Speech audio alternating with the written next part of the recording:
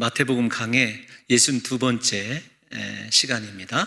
지난 시간에 풍랑이는 바다를 잠잠케 하심으로 말미암아 바다의 영역까지 다스리시는 창조주 되신 예수 그리스도의 모습을 살펴보았어요. 그 과정에서 예수님께서 제자들에게 원하시는 것은 흔들리지 않는 믿음이다 라고 하는 것을 우리가 겸하여 생각해 보았습니다. 그 풍랑이는 바다를 건너셔서 주님이 도착하신 지역은 가다라 혹은 거라샤라고 불리는 특별한 이방 땅이에요. 지난 시간에 설명을 해드렸습니다만 이 가다라는 데카폴리스라고 하는, 데카가 헬라어로 열이라고 하는 숫자를 상징한다 말씀을 드렸지 않습니까? 10개의 도시가 하나의 복합된 그런 국가 형태를 이룬 곳으로서 로마의 다스림을 받는 지역입니다. 주님께서 그곳으로 제자들 12명을 데리시고 가셔서 하신 일은 어떤 일이냐면 귀신 들린 두 사람을 치유하신 일이에요. 조금 제가 과하게 표현하자면 꼴랑 그 두 사람을 고치시기 위하여 목숨 걸고 제자들과 그 풍랑이는 바다를 항해하신 것입니다. 우리가 이 귀신을 내어 쫓는 예수님의 모습을 바라보면서 일단 우리 사랑하는 성도 여러분들이 두 가지를 생각하셔야 돼요. 하나는 이미 예수 그리스도께서 귀신 들린 자들을 고쳐주셨어요. 어디에서요? 갈릴리 지역에서. 그때는 차이가 어떤 거냐면 귀신 들린 자들이 예수님께 나왔다는 것입니다. 그리고 앞에서 말씀드린 대로 유대 땅에서 벌어진 일이에요. 그러나 지금 오늘 우리가 살펴볼 본문에서는 예수님께서 직접 그 귀신들에게로 나아간다고 하는 점이 다른 점이고, 또 하나 이방 땅이라고 하는 점이 다른 점입니다. 주님이 우리가 잘 아는 대로 하나님 나라의 진정한 주인 아니십니까? 그분이 다스리고 그분이 이르는 곳에 어떤 변화가 일어나는지, 자연계뿐만 아니라 영계에서도, 영적인 곳에서도 어떤 변화가 일어나고 어떤 치유가 일어나는지를 제자들에게 보여주고 있는 거예요. 앞에서 거듭 강조해서 말씀드렸지만 8장과 9장의 10가지의 기적을 통해서 증거하는 것은 한 가지입니다. 예수 그리스도가 진정한 하나님이시다, 구원자 하나님이시다 라고 하는 것을 가르쳐 주시죠. 그래서 예수 그리스도가 임하는 곳에는 하나님 나라가 임하고, 하나님 나라가 임하는 과정에서 예수 그리스도는 그분의 능력, 권세를 마음껏 사용하셔서 하나님의 영광이 선포되어지게 하는 것들을 우리가 이 10개의 기적을 통해서 생각해 볼 거예요. 아직 직접 하나님의 영광이란 말은 등장하지 않지만 얼마 안 있으면 우리가 그 하나님의 영광이 선포되어지는 것을 보게 될 것입니다. 그래서 주님의 나라가 임하면 자연계도 영계도 복종할 뿐만 아니라 그분의 권세가 얼마나 하나님의 놀라운 은혜인지를 보여주고, 그 은혜와 능력을 통해서 하나님의 영광이 선포되어지는 것, 나라와 권세와 영광이 아버지께만 속해 있는 것임을 우리들에게 보여주고 있다는 것을 우리 사랑하는 성도 여러분들과 제가 이 시간에 좀 정리를 했으면 좋겠어요. 그런데 이 가다라 지방에서 귀신을 내어 쫓은 이 사건은 모든 목사님들이 다 어려워하는 본문이기도 합니다. 그래서 여러분들에게 이러이러한 견해가 있다라고 하는 것을 말씀드리기 전에 먼저 우리가 눈여겨봐야 될 것은, 왜 예수님께서 귀신을 내어 쫓으실 때 돼지떼에게 귀신이 들어가서 귀신들이 비탈길을 내다라 바다에 빠져 죽게 하셨는가라고 하는 거예요. 이것이 저에게도 어려운 부분이기도 합니다. 다른 본문들을 생각을 해보면 무려 2,000마리나 되는 다른 본문이라 하면 여기서 마가복음과 누가복음을 이야기하고 있어요. 공관복음이 마태, 마가, 누가가 이 귀신 들린 사람을 고치신 사건을 공이 함께 이렇게 보도하고 있다는 것은 가르쳐주고 싶은 이 의도가 상당히 우리에게 많이 있고 중요한 본문이다라고 하는 것을 우리가 알 수 있습니다. 어쨌든 그 수많은 돼지떼들을 주님이 왜 몰살당하도록 허락하셨는가라고 하는 것이 오늘 저와 여러분들이 함께 생각해 볼 필요가 있어요. 그래서 먼저 배경적으로 이 돼지떼가 왜 몰살당했느냐라고 하는 것을 집중적으로 이야기하기 전에 여러분 돼지떼가 왜 등장하냐부터 설명을 좀 해드리고 싶습니다. 이 가다라 지방은 로마의 일종의 주력 부대가 머무는 곳입니다. 군사 도시예요. 10개의 도시 가운데 로마의 군대가 직접 거주하는 곳이에요. 그런데 로마의 군대가 거주하면은 그들이 섬기는 신이 있습니다. 그 신이 어떤 신이냐면 사모리예요. 사모리. 영어로 마취라고 하거든요. 그런데 이 사모를 우리가 또 다른 말로 무엇이라고 하냐면 그리스 로마 신화에 나오는 신 이름으로는요 마스예요. 마르스라고도 하고 마스라고 하는데 여러분 이 마스가 우리 젊으신 성도님들 아시다시피 화성을 뜻하는 단어입니다. 그런데 이 마스, 이 화성이 전쟁의 신이에요. 로마 군대가 섬기는 전쟁의 신입니다. 그래서 그들은 언제나 이 전쟁을 하기 전에 이 마스 신에게 제사를 드려요. 전쟁의 신에게. 그리고 그때 쓰여지는 제물이 어떤 거냐면 바로 이 돼지입니다. 그래서 로마 군대가 있는 곳에는 언제나 마스를 섬겨야 되기 때문에 당연히 돼지를 양육하는 일종의 양돈업이 발달하고 있어요.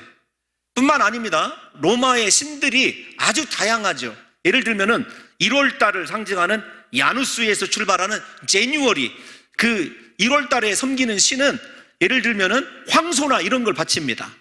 그래서 각 달마다 다른데 어쨌든 중요한 것은 이 군대의 신을 섬기는 로마 군인들이 항상 제물로 드리는 것이 돼지이고 돼지가 가지고 있는 의미 때문에 그래요. 어떤 거냐면 돼지는 우리들 입장에서는 상당히 제가 좀 뭐라고 설명할 수는 없습니다만은 일단 그레코 로만 문화로만 보게 되면 이런 거예요. 어떤 것이냐면 그리스 로마 혹은 여러분 이렇게 말이 달라져도 그냥 이해하시기 바랍니다.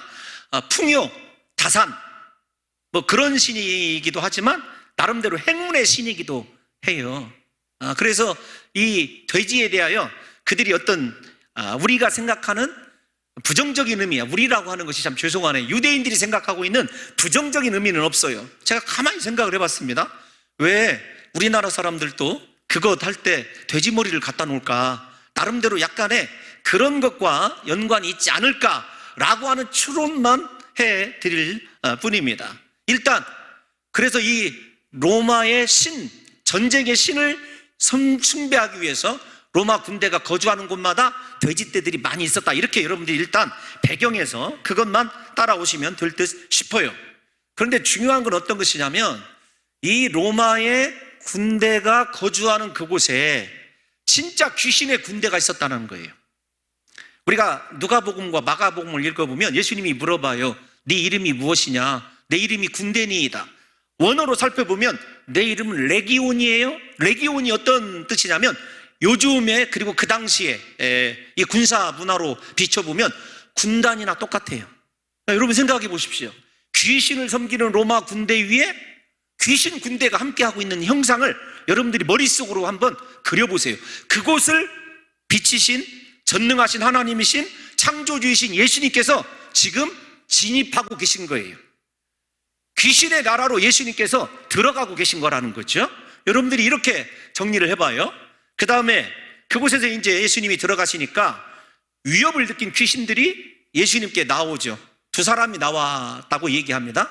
누가복음과 마가복음에는 한 사람만 기록되어 있는데 마태는 2사람이라고 이야기를 해요. 성경이 다른 것이 아니라 마가와 누가는 그 중에서 심했던 귀신 들림이 심했던 한 사람을 집중적으로 얘기한 거고, 마태는 우리가 처음 시간부터 살펴보았듯이 숫자를 굉장히 중요시 여깁니다. 왜냐하면 유대인들에게 예수님이 진짜 메시아임을 입증해야 되기 때문에 이 귀신 들린 사람이 두 사람이었는데 두 사람이 가지고 있는 특성이 어떤 거냐면 이런 거예요. 일종의 증언수로서 진짜 귀신들이 나갔다라고 하는 것을 마태가 훨씬 더 강화시키기 위해서 진짜 존재했던 두 사람의 귀신을 실제적으로 언급하고 있고, 저는 그래서 마태복음이 훨씬 더 자세하다고 보여집니다. 그러면 사랑하는 성도 여러분, 여기서 제가 조금 쓸데없는 것 같지만 귀신 들린 사람의 특성을 생각해 보려고 그래요. 왜 이걸 생각해야 되냐면 아무도 번접할 수도 없고 포기했던 그 사람에게 일어난 변화를 이야기하기 위해서 살펴보는 거예요.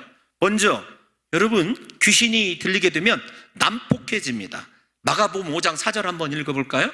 마가복음 5장 4절 시작. 이는 여러 번 고랑과 쇠사슬에 매였어도 쇠사슬을 끊고 고랑을 깨트렸음이러라. 그리하여 아무도 그를 제어할 힘이 없는지라. 아멘. 아멘. 쇠사슬을 끊어버리고 쇠고랑을 얘기합니다. 고랑을 끊어버릴 정도로 사람들, 범인들, 그러니까 평범한 사람들이 낼 수 있는 힘보다 훨씬 더 초월적으로 힘을 내죠. 죄송한 표현이지만 귀신이 들리면 그런 거예요. 자기가 생각하고 있는 평소의 행동이나 그 다음에 자신이 생각하고 있는 힘을 생각지 못하고 제어할 수 없어요. 이게 중요한 하나의 차이점입니다. 두 번째, 여러분 누가복음 8장 27절 한번 읽어볼까요? 시작. 예수께서 육지에 내리심에 그 도시 사람으로서 귀신 들린 자 하나가 예수를 만나니 그 사람은 오래 옷을 입지 아니하며 집에 거하지도 아니하고 무덤 사이에 거하는 자라. 무덤 속에서, 죽음 속에서 거하는 자예요. 그래서 귀신 들린 사람의 마지막 종착역은 죽음입니다. 정말로 주의해서 보셔야 돼요. 오늘날 우리의 정신적인 현상에서도 일어날 수 있는 일이고, 그 무엇보다도 어떤 것이냐면 부끄러움과 수치를 모른다는 거예요. 여러분, 이거 정말로 눈여겨봐야 돼요. 그래서 우리가 어떻게 되었든지 자신이 행한 일에 대해서 부끄러움과 수치를 느끼고 그리스도 예수 앞에 나올 수만 있어도 참 소망이 있는 거예요. 너무 직접적으로 여러분 이렇게 접근을 해서 죄송해요. 하나만 더 얘기하면 마태복음에 보면 밤낮 소리를 지르고 고함을 치고 사람들이 접근할 수조차 없습니다. 뿐만 아닙니다. 다른 복음서를 다시 종합해 보면 자신의 몸에다가 돌로 상처를 내요. 일종의 자해를 하는 거죠. 왜 이러는지를 모르는 거예요. 우리에게 여러분, 이 귀신 들린 사람의 특성을 통해서 한 가지 딱 제시하고 싶은 것이 있어요. 사람들이 포기한 인생, 그 어느 누구도 거들떠보지 않는 인생, 이 인생을 향하여 창조주이시고 구원자이신 예수님께서 다가가는 이 장면을 우리가 눈여겨봐야 됩니다. 그래서 두 가지를 생각하셔야 돼요. 첫째는 주님의 사랑을 생각하셔야 돼요. 사람들은 버렸을지라도 저 인생은 소망이 없다, 저 사람은 도저히 고침받을 수 없다, 그렇게 포기한 인생이라도 예수님은 절대로 포기하지 않으신다는 거예요. 저는 이 말씀을 묵상을 하면서 귀신 들린 이 사람도 포기하지 않는다면 내 행실이, 지난날의 내 삶이 아무리 더럽고 추해도 주님이 내가 택한 자녀이기 때문에 결단코 포기하지 않을 것이라고 하는 위로가 생겨나더라고요. 사랑하는 성도 여러분들이요, 과거를 묻지 마시고요, 우리의 인생이 어떠했든지 예수님께서 저와 여러분들을 포기하지 아니하시고 지금도 나에게 찾아오셔서 내 마음의 문을 두드리고 계시다는 사실을 잊지 않으셨으면 좋겠어요. 우리가 요한계시록을 공부할 때 가장 안타까웠던 말씀이 어떤 것이었죠? 볼지어다 내가 문 밖에 서서 두드리노니 누구든지 문을 열고 나를 영접하여 먹고 마시는 자, 주님이 이야기하셨던 것을 한번 생각해 보세요. 지금 주님이 우리의 마음을 그렇게 두드리고 계신 거예요. 꼭 눈에 보이는 귀신이 아니라 우리가 좋아하는 것들, 사랑하는 것들에 사로잡혀서 그리스도 예수를 모르고 살아가는 우리들, 예수님을 떠난 우리들을 주님이 결단코 포기하지 않으시고 계속해서 나에게 찾아오시고 나를 회복시키시고 고치시기를 원하신다고 하는 그리스도의 그 사랑을 우리 사랑하는 성도 여러분들이 확인했으면 좋겠어요. 또 하나 더 생각하고자 하는 것은 제자들을 예수님께서 가르쳐 주시는 거죠. 지난 시간에 풍랑이는 바다 이야기를 통해서 유대의 관습과 요나 이야기를 여러분들에게 들려드렸어요. 그들이 알고 있는 지식, 경험이 이 시간에도 깨지기를 원하는 거죠. 어떤 거냐면 예수님께서 이 가다라 지방에 오셔서 하신 일은 이 귀신 들린 사람 고치신 일이 유일하다 이렇게 말씀을 드렸어요. 이 과정을 통해서 제자들에게 보여주고자 하는 것이 어떤 것이냐면 하나님 나라가 이방 땅에도 임했다, 이런 평범한 이야기일 뿐만 아니라 예수님이 못 고칠 사람은 없다, 예수 그리스도의 제자로 살아가는 우리들이 절대로 영혼을 포기해서는 안 된다라고 하는 것을 우리들에게 보여주고 있는 거죠. 그래서 제자들의 고정관념이 무너지기를 원하는 거예요. 예수님이 유대인의 구주이실 뿐만 아니라 온 이방 사람들에게 하나님의 영광을 보게 하고 하나님 나라가 임하게 할 진정한 하나님 되심을 알아야 됩니다. 그래서 진짜 예수를 잘 믿는 사람은요, 자기 지식이 무너진 사람이에요. 자기 경험과 자기 생각이 그리스도의 말씀 앞에서 산산이 무너진 사람들이 진짜 예수를 잘 믿는 사람들이에요.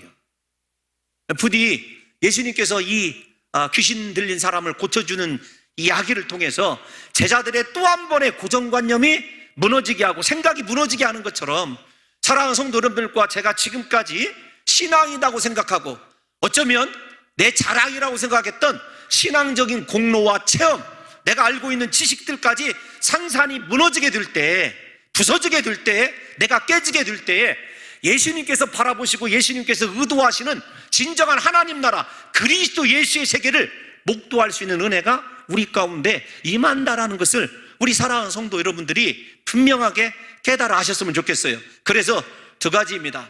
우리 인생 이렇게 한번 생각을 해볼까요? 어떤 거냐면 예수님이 찾아오시면 못 고침받을 인생이 없다. 우리 사랑하는 성도 여러분들과 제가 이 시간에 예수님 나에게도 와주세요, 예수님 내 남편에게도 한번 찾아와 주세요, 우리 자녀들에게도 예수님 찾아와 주옵소서.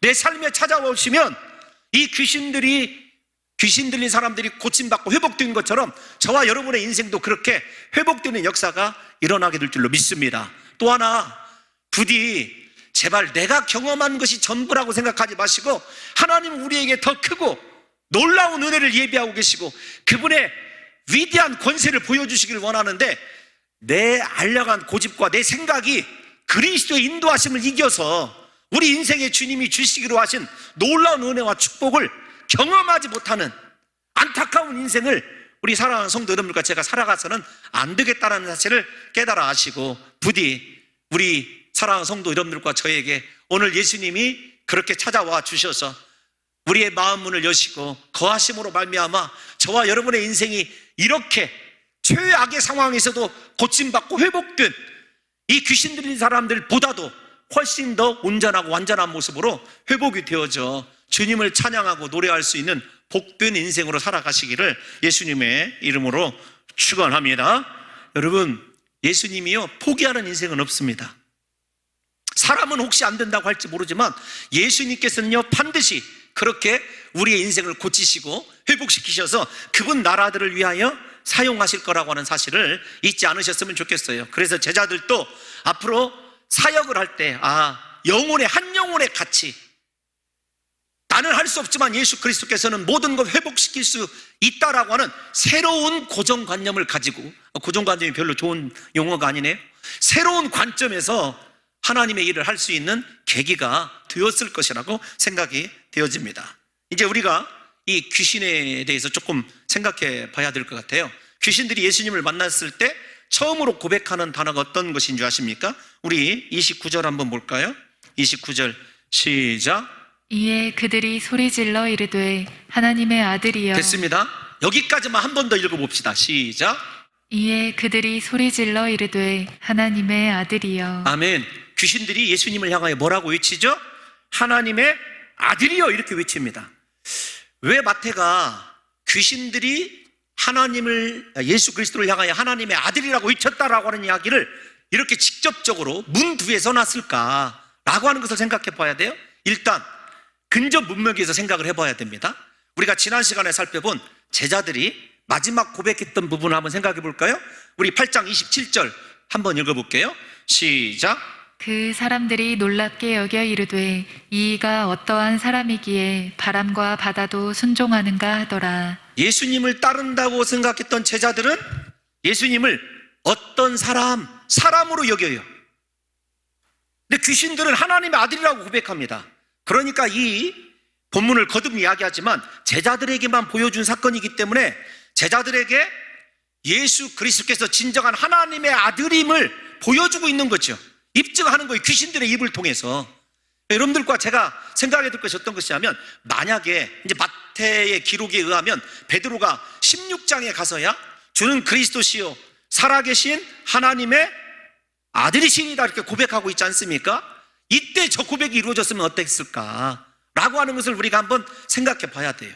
그래서 사랑하는 성도 여러분들과 저에게는 예수님이 내 인생을 그 어떤 위기 속에서도 구원해내실 뿐만 아니라 나의 구주 되시는 진정한 메시아 되시는 하나님의 아들로 고백하시면 그 고백 위에다가 예수 그리스도께서 교회를 세우시고 음부의 권세가 이기지 못할 하나님의 놀라운 이 교회를 세우실 것을 약속해 주셨지 않습니까? 우리의 고백이 그렇게 중요해요. 저는 여러분들에게 또 묻습니다. 귀신들도 예수 그리스도를 하나님의 아들, 하나님이라고 고백하는데 여러분들에게 예수 그리스도는 누구이십니까? 예수 그리스도가 진정한 고백으로 믿어지면은요, 내가 자녀 때문에, 내 삶의 경제적인 문제 때문에, 진로 때문에 두렵고 힘들고 고통스러워도 분명히 그리스도 예수께서 우리의 삶을 일으켜 세워주시고 내가 하나님을 사랑해서 드리는 그 고백에 의하여 내 인생이 음부의 권세도 이기지 못할 복된 그런 인생이 될 것이라고 하는 새로운 관점에서 우리의 신앙의 눈이, 믿음의 눈이 열려지시기를 예수님의 이름으로 축원합니다. 여러분, 뭐 지나간 이야기이기도 한데 귀신들이 역사하는 곳에는 언제나 이 두려움이라는 것이 있어요. 두려움. 그래서 댁에 돌아가셔서 한번 찾아보십시오. 이 마스라고 하는 화성에, 아까 군대에 이 군대들이 섬기는 그 주변에 위성이 있어요. 그 위성들의 이름이 무엇이냐면 두려움과 공포예요. 제가 갑자기 두려움과 공포를 왜 여러분들에게 꺼내드리냐면, 우리에게 두려움과 공포가 없어야 돼요. 이 위기 가운데서도, 이 질병 가운데서도 두려움과 공포 대신에 나의 구주 되신 하나님에 대한 믿음의 고백이 날마다 감사로 드려지게 될 때, 사랑하는 성도 여러분들과 저의 인생 가운데 하나님께서 회복시키기를 원하는 하나님의 형상이 회복되어질 뿐만 아니라 주님이 누리라고 주시는 평안이 저와 여러분들의 삶 가운데 영원하게 될 줄로 믿습니다. 두 번째 생각해야 될 것이 어떤 것이냐면, 마귀들이 그러면 귀신들이 하나님의 아들이라고 고백했을 때 어떤 의도로 했겠느냐라는 거예요. 두 가지는 부정적입니다. 어떤 거냐면, 첫 번째로 이렇게 생각해요. 29절을 띄워놔 주세요. 이제 어디까지 읽냐면, 우리가 당신과 시작, 우리가 당신과 무슨 상관이 있나이까? 때가 이르기 전에 우리를 괴롭게 하려고 여기 오셨나이까 하더니. 아멘. 때가 이르기 전에 라는 말을 통해서 귀신들도 자신들의 마지막 때를 알아요. 두 가지가 있다 이렇게 말씀을 드렸는데, 첫 번째로는 이런 거죠. 당신이 하나님의 아들이면서 우리 마귀의 지역 경내에 들어왔느냐라는 이야기입니다. 그걸 통해서 예수님을 잠시 현혹하는 거예요. 속이는 거예요. 어떻게 속이고 있냐면, 예를 들면 예수님을 처음으로 마귀가 시험을 했을 때 공중에서 이 권세 잡은 자 이렇게 불리지 않습니까? 모든 땅의 영광을 보여주면서 네가 나에게 경배하면 이 땅을 주겠다라는 이야기와 똑같아요. 즉 어떤 이야기냐면, 이 땅에 예수님의 영역 아닌 곳이 어디가 있습니까? 귀신들도 그거 두려워하는 거예요. 두 번째, 귀신들이 부정적으로 사용하는 건 어떤 것이냐면, 당신 진짜 하나님의 아들로만 좀 있으라는 거예요.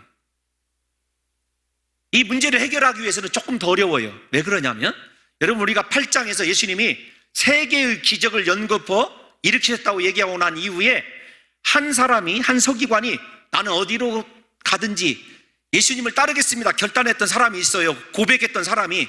그랬을 때 예수님께서 뭐라고 얘기하시냐면, 자기 칭호를 이렇게 얘기하십니다.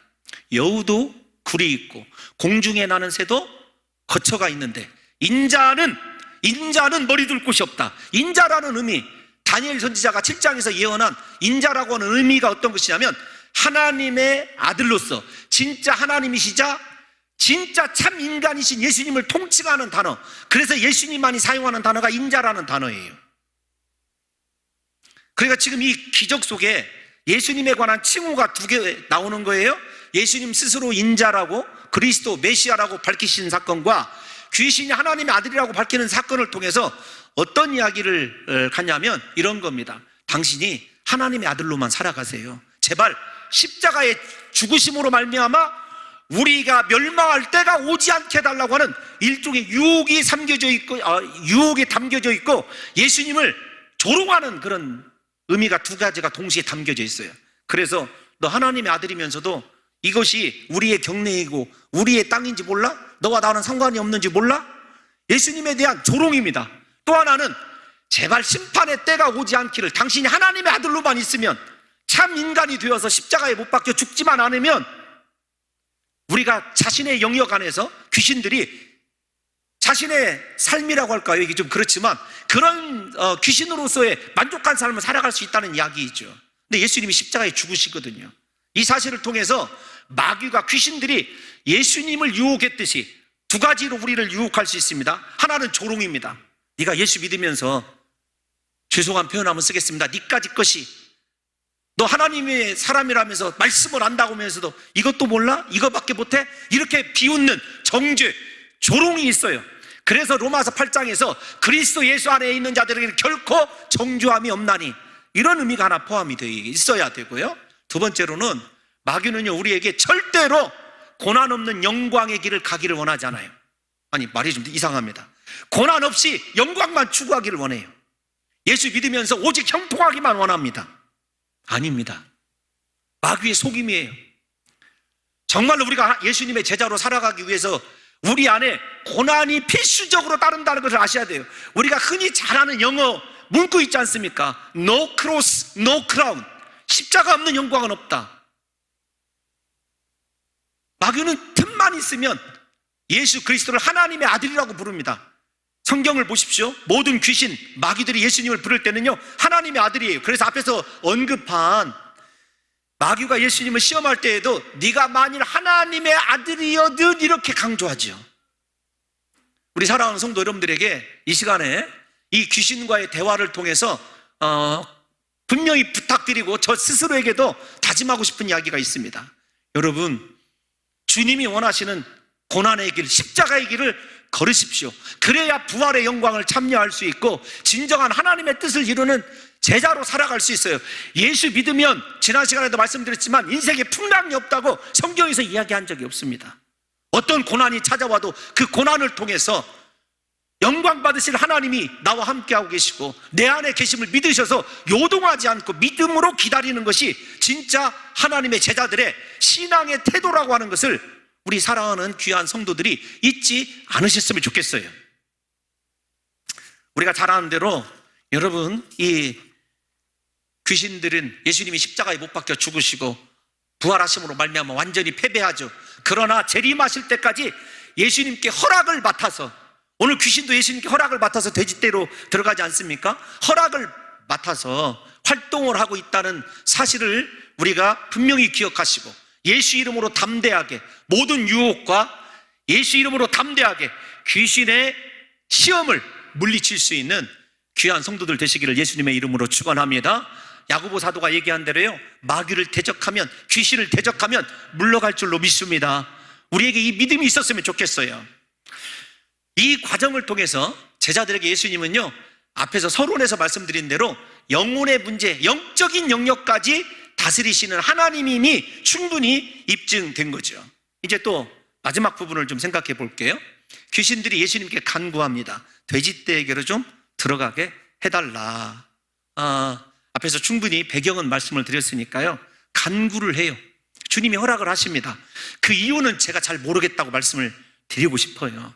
왜 허락하셨는지는 예수님만이 아시는 것 같아요. 그러나 좀 타당하다라고 하기보다는 이해할 만한 어떤 근거는 있는 것 같습니다. 어떤 거냐면, 예수 그리스도께서 이 돼지떼에게 귀신이 들어가기를 허락하고 돼지떼가 몰살당하는 그 장면을 생각해 보면, 우리가 지금 이 10개의 기적이 출애굽 때 이스라엘 백성들이 애굽에서 경험한 10개의 재앙을 생각을 해보면, 그 10개의 재앙, 피계, 이파 쭉 그랬을 때 그들이 섬기는 우상들에 대한 심판이었어요. 귀신들에 대한 심판이었습니다. 그러니까 돼지떼가, 앞에서 말씀드린 대로 돼지가 그렇게 이 전쟁의 신을 섬기는 제물이기 때문에 이 마귀가 귀신들이 돼지에게로 들어가서 몰살하는 장면은요, 우상에 대한 심판이죠. 귀신에 대한 심판이에요. 이 심판을 통해서 예수 그리스도가 진짜 전쟁에 능하신 하나님이실 뿐만 아니라 중요한 거예요. 로마의 황제가 하나님의 아들이 아니라 예수 그리스도가 하나님의 아들 되심을 직접 모든 사람들에게 시각적으로 보여주고 있는 거예요. 그런데 일단 여러분들이 이렇게 이 부분은 정리를 하셨으면 좋겠어요. 우리가 생각할 때 그러면 귀신은 왜 마귀 떼에게로, 예수님의 입장에서 설명을 해드렸으니까 귀신은 왜 마귀가 돼지 떼에게로 들어가기를 요청했는가라고 하는 것을 생각해 보면 이것도 아주 교활한 계획입니다. 끝까지 나가기 싫어서. 어떤 거냐면 일단 경제적인 손실이에요. 그러니까 예수님, 이 귀신 들린 두 사람이 중요합니까? 아니면 지금 이 돼지떼들의 주인이 받을 손해, 그리고 그 사람들이 나중에 예수님을 대하는 것이 중요하겠습니까? 일단의 유혹이에요, 유혹. 제가 이 설교를 준비하기 위해서 우리 그 안수 집사님 가운데 돼지 농장과 아주 밀접한 분이 계셔서 전화로 여쭤봤어요. 집사님, 돼지 한 마리 요즘 얼마가요? 시골에서 목표하니까 그건 참 좋더라고요. 여러분, 돼지 한 마리 얼마 가는지 잘 모르시죠? 요즘에 40만 원에서 아주 특등은 50만 원 정도 간다고 그래요. 다른 복음서에 의하면 2,000마리 정도 되니까 생각을 해보십시다. 10억이에요, 10억. 지금도 10억 하면 굉장히 큰 돈이죠. 그 당시에는 얼마나 어마어마한 돈이겠습니까? 생각을 해보세요. 그러니까 예수님에게 물질과 그 다음에 사람 사이에서 당신 그래도 하나님의 뜻을 이루는 하나님의 아들로 존재하겠습니까? 라고 하는 도전이죠. 그 도전과 유혹은 우리에게도 언제나 있어요. 너 예수 믿는 사람답게 거룩함 속에서, 죄송한 표현 쓰겠습니다, 망하겠느냐? 아니면 경제적인 것, 지금 잠시의 성공을 위해서 하나님의 아들됨을 버리겠느냐? 여러분, 이 유혹들이 우리 가운데 얼마나 많이 있습니까? 내가 분명히 하나님의 사랑받는 자녀임을 알면도 불구하고 세상에서 사람을 만나야 되고 사업을 해야 되고 나름대로 세상에서 온갖 유혹들이 우리에게 밀려오지 않습니까? 그럴 때 예수 그리스도는 어떻게 하셨냐면 포기를 하셨어요. 사람을 기쁘게 하는 삶을 살아가는 것이 아니라 하나님의 뜻을 이루시기로 결정하셨다고요. 그래서 돼지떼에게 들어가기를 허락하신 거죠. 그러므로 말미암아 앞에서 말씀드린 대로 진짜 이 군대의 신, 그리고 하나님의 아들로 불리며 우상으로 그렇게 숭배받았던 로마 신을 예수 그리스도께서 벌하시는 거죠. 그런데 중요한 것이 있어요. 어떤 것이 있냐면, 단어를 하나 생각하세요. 귀신들이 돼지떼에게 들어가기를 간구했어요. 그런데 우리 34절 마지막 절 한번 읽어보겠습니다. 시작. 온 시내가 예수를 만나려고 나가서 보고 그 지방에서 떠나시기를 간구하더라. 자, 잘 보세요. 어떤 단어가 쓰이고 있는지. 자, 떠나시기를, 시작. 떠나시기를 간구하더라. 31절 한번 다 같이 읽어보겠습니다. 자, 시작. 귀신들이 예수께 간구하여. 31절에 귀신들이 예수께 간구하여 이르되, 자, 34절로 마지막 또 갑니다. 자, 떠나시기를, 시작. 떠나시기를 간구하더라. 아멘. 간구라는 단어가 똑같은 단어예요. 어근이 파라칼레오라고 하는 단어입니다. 하나는 파라칼레우스, 하나는 파라칼레오산이에요. 똑같아요. 잘 들으셔야 돼요. 예수님은 귀신들이 돼지떼에게로 들어가기를 간구하는 것을 허락해 주셨어요. 그런데 이 도시 사람들, 그렇게 귀신 들려서 고통받았던 사람들이 치료받고 구원받는 그 놀라운 회복의 현장을 보고도 그 마을 사람들이 예수님께 간구해요. 그런데 간구하는 단어가 귀신이나 쓰는 단어를 쓰고 있어요. 마태가 우리에게 저 단어를 통해서 보여주는 것이 어떤 것일까요? 여러분, 무덤 속에서 그렇게 사람들과 범접하며 살아갈 수 없었던 귀신 들린 사람은 차라리 나은 사람들이에요. 왜냐하면 겉으로 드러나니까. 그런데 그 거라샤 지방에, 가다라 지방에 살고 있는 사람들은 겉으로 드러나지 않는 귀신 들린 사람들이에요. 무엇에? 돈귀신에. 돼지떼 이런 것만 생각을 하고 그리스도가 자기들에게 찾아오셨습니다. 떠나가게 해야 됩니까? 아니죠. 우리 앞에서 서론에 이렇게 얘기했지 않습니까? 예수님, 내 인생에도 한번 찾아봐 주세요. 내 삶에 꼭 예수님 오셔야 됩니다. 내 인생의 해답은 예수님이다. 여러분, 예수님이 내 삶에 찾아오셨다면요, 꼭 붙으셔야 되죠. 내 삶이 회복되는 길이, 내 삶이 완전히 하나님의 형상이 회복되는 길이 예수님밖에 없기 때문에 예수님만이 유일한 길 아닙니까? 그래서 예수님이 뭐라고 말씀하시죠? 내가 곧 길이요. 그때 그 길이 뭐냐면 영어로 I am the way예요. 그 길이에요. 그 길. 사랑하는 성도 여러분, 그런데 그 마을, 그 거라사 지방에 있는 사람들은요, 예수님 떠나가기를 간구했어요. 이 장면을 생각을 해보면서 우리가 분명히 좀 다짐을 해야 될 것이 있습니다. 예수님이 그들의 인생 가운데 찾아왔다면 생각을 해보세요. 예수님을 만난 사람들의 인생이 얼마나 놀랍게 변화되었는지. 요한복음 4장에 보게 되면은 수가성 여인이 있지 않습니까? 남편을 5씩이나 바꿨던 그 여인의 인생이 예수님 만나고 전도자로 바뀌었어요. 중독되었던 것에서 끊어졌죠. 삭개오를 생각해 보십시오. 그렇게 돈 귀신에 붙들려서 돈만 알았던 그가 모든 재산을 반절씩 팔고 율법에 타당하게 다시 돌려주고 갚는 장면을 생각해 보세요. 소중했던 것, 사랑했던 것. 그런데 예수님이 그곳에 오셔서 하나님의 나라가 선포되어지고 하나님의 영광이 보여지는 그 참에도요, 그리스도 예수를 거절하는 사람들이 있어요. 떠나가기를 귀신처럼 간구하는 사람이 있습니다.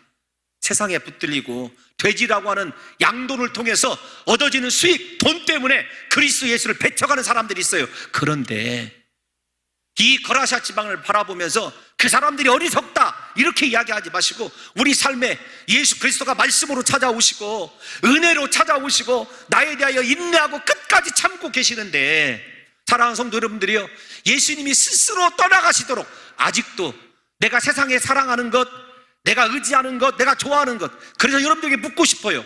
여러분들이 애지중지하는 돼지는 무엇입니까?